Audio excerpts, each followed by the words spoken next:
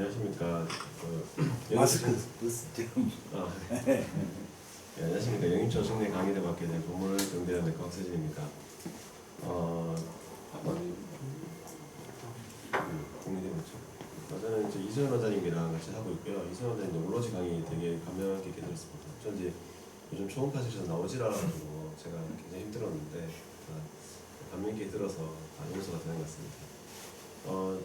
저 심장 초음파를 한다고 하면 주변의 동기들이 하는 말이 아니 뭐 심장 초음파로 뭐 저기 볼게 있나 외래 진료에 뭐 큰 도움 되나 뭐 수익을 위한 게 아닌가 뭐 이런 얘기들을 많이 듣고 체스트 딱 심장 초음파를 생각하면 체스트 페인만 많이 생각하시는 것 같습니다.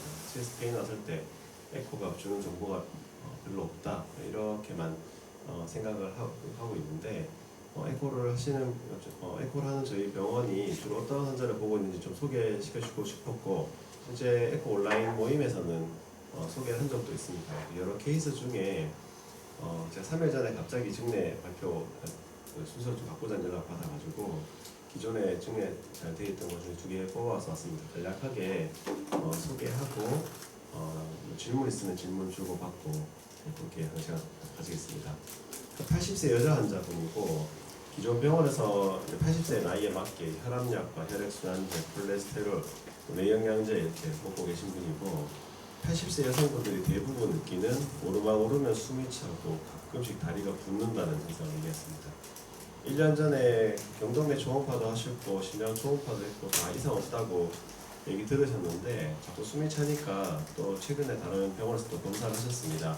OTPT가 87에 82로 나왔고 심장 초음파에서 다이스톨릭 디스펑션을 표시하고 싶었는지 판독지에는 EOV 프라임이 10이었고 LA 라지먼트가 48cc 정도 있었다. 카로티손에는 플락이 좀 있었다 정도의 판독지만 가지고 오셨습니다.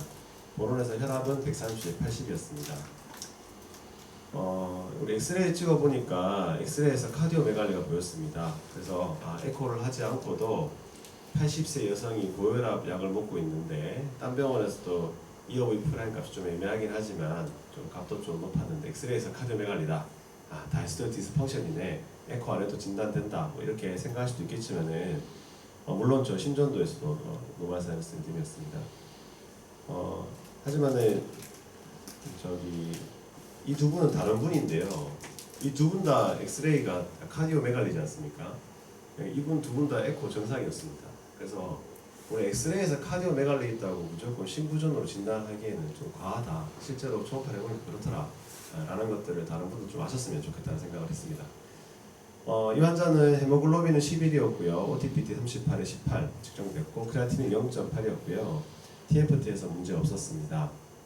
그래서 정리를 해보면 엑스레이에서 신비대를 보이지만 심전도에서는 노멀 사이너스 리듬이었고 콩파 수치 정상이었고 타병원 카로티드 손에서 플락이 다소 있다는 판독과 EOV 프라임 12 애매한 값 그리고 LA 크기는 40이고 TR 맥스는 측정되어 있지 않아서 그 값을 알 수 없는 이 환자의 경우에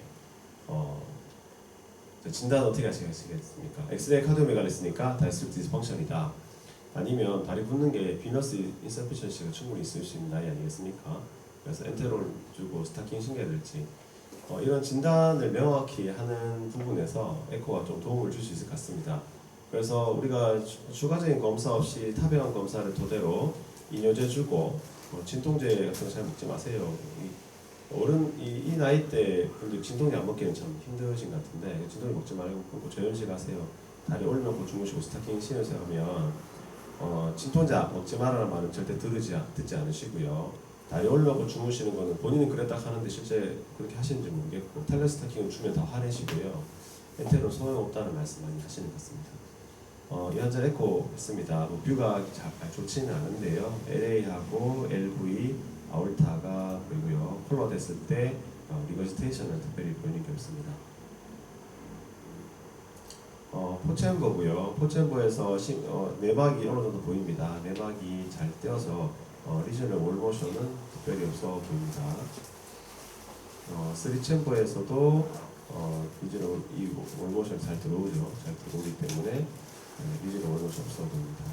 2챔버에서도 마찬가지로 안티리어 월과 포스티리어 월에서 리저널 월모션 없이 잘 뛰는 거 확인될 수 있겠습니다.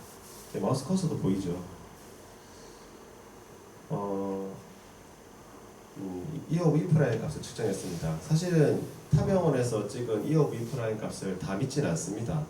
실제로 마이트랄 밸브에 이렇게 수직되게 또 마이트랄 밸브 팁에다가 PW 측정했는지 샘플링을 잘 했는지, 그리고 마이트랄 밸브 애널러스하고 이렇게 LV의 septum 쪽에 이렇게 퍼펜디큘러하게 측정했는지 좀 봐야 되는데, 진짜 이렇게 측정 안 하시는 분이 꽤 많기 때문에 이업 E프라임 값이 항상 같은 값으로 나오지 않는 것 같습니다. 이분은 저기 초음파 한지 2주도 안 된 분을 저희 병원에서 새로 했는데, 지금 측정을 해보니까 이업 E프라임 값은 14를 넘게 확인됐습니다. 그리고 LA도 36cc로 저기 좀 다소 크게 보였었고요. TR 값도 VR TR 값이 2.5를 좀 상회하는 값을 보였습니다. 그래서 이 환자분을 다시 정리를 하면, 에코를 다시 해서 정리했을 때는 리저널 월모션이 없는 건 맞았지만 이오브 E프라임 값은 12, 13은 아니었다, 15였다. LA 일라지먼트도 좀 있었고 TR 맥스도 높았다, 이렇게 생각했습니다. 그럼 우리가 이제 다이어스톨릭 디스펑션 진단해야 되는데요. 지난번에 우리 유명 원장님도 강의하셨지만, 우리가 항상 머리에 기억에 남는 거는 5만 강의를 다 들어도 이오브 E프라임 값이 14를 넘어야 다이어스톨릭 디스펑션이다. 이것만 우리가 기억을 많이 하는데요.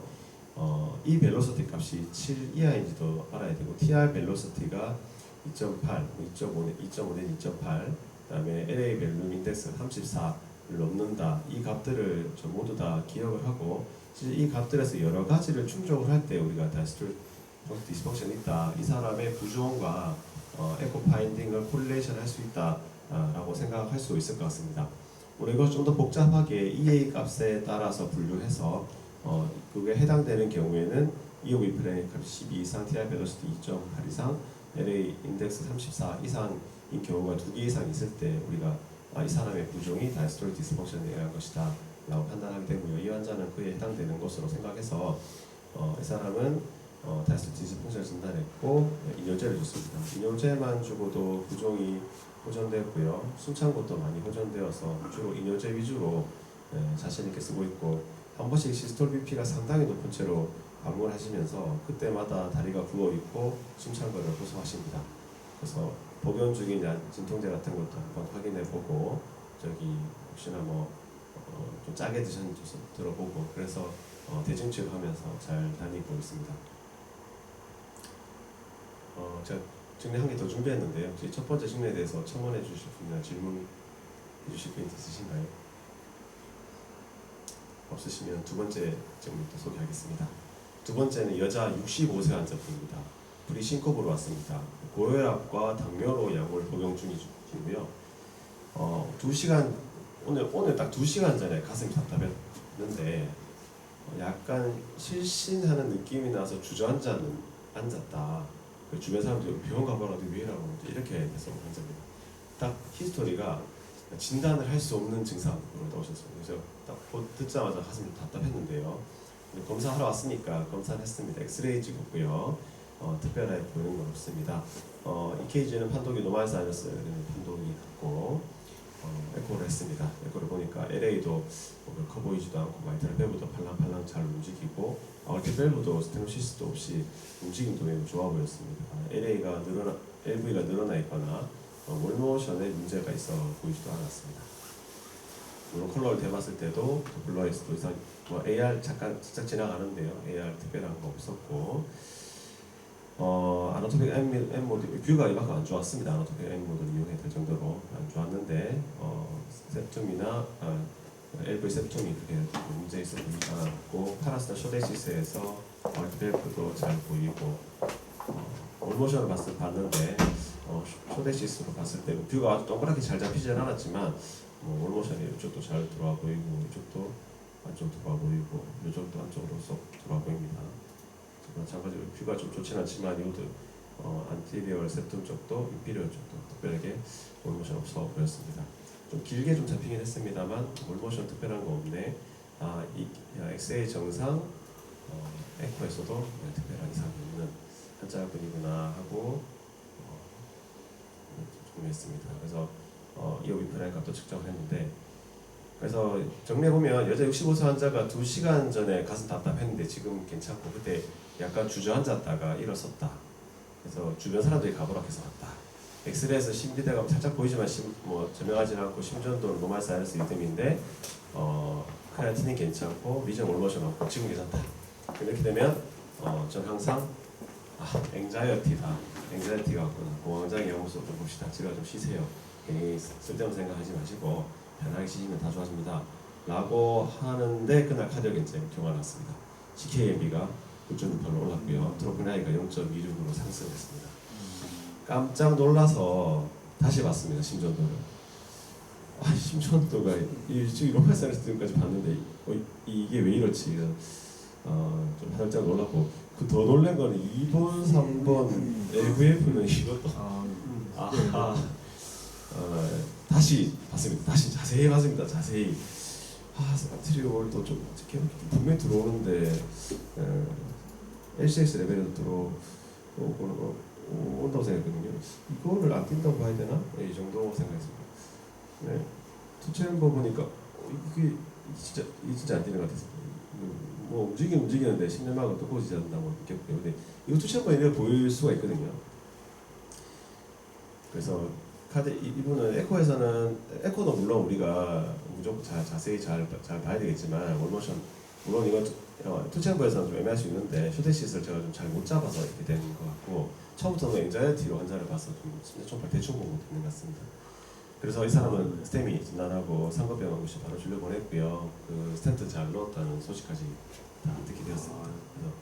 그래서 심장 초음파를 처음에는 부정 환자만 좀 보게 되겠지만 나중에 결국 이런 환자도 보게 되고요. NI 부정 이런 환자들을 심장 초음파로 병원에서 잘 보고 있습니다. 이상입니다. 아유.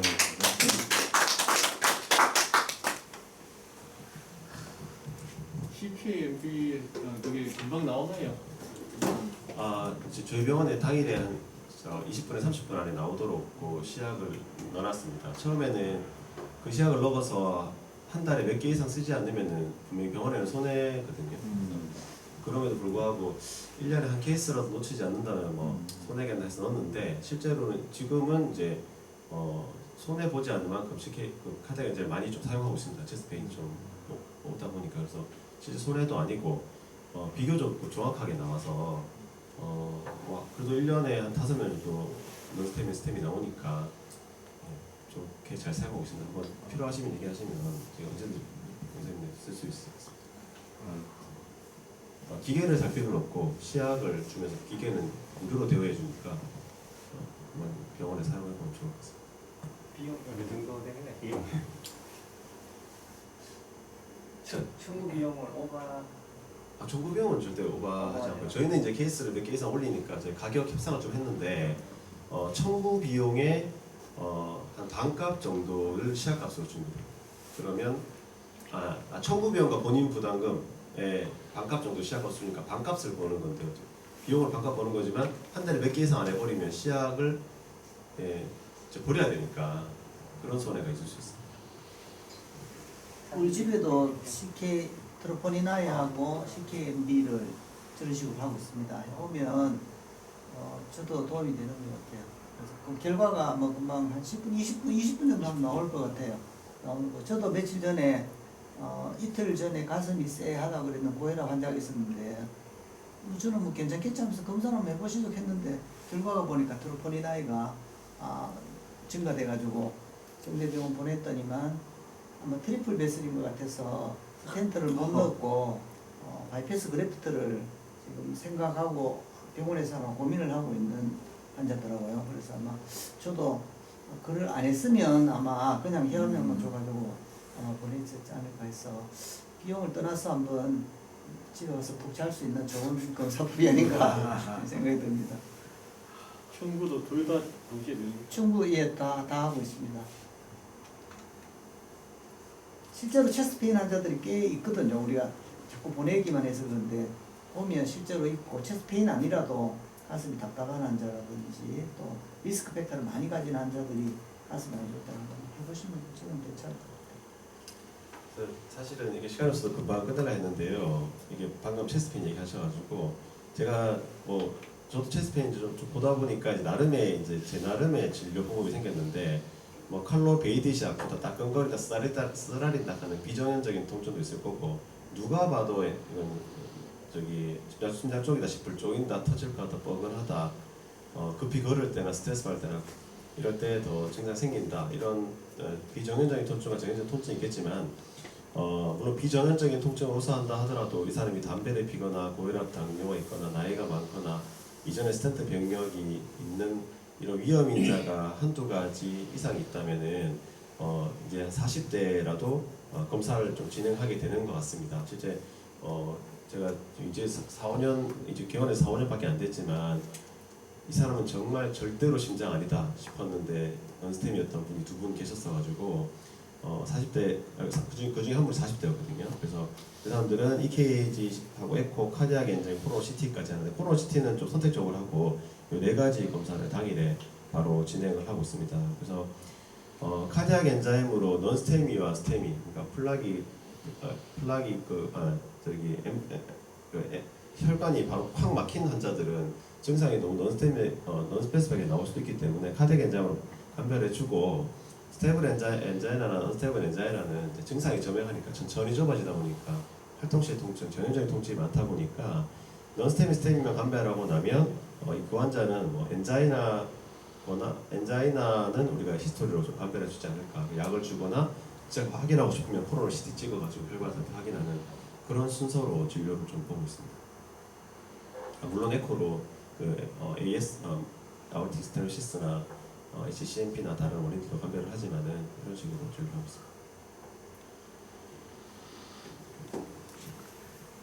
감사합니다.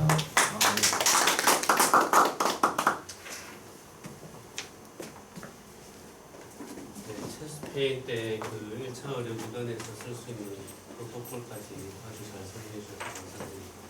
오늘 소개해 주신 네 분 선생님께 다시 한번 박수 부탁드립니다.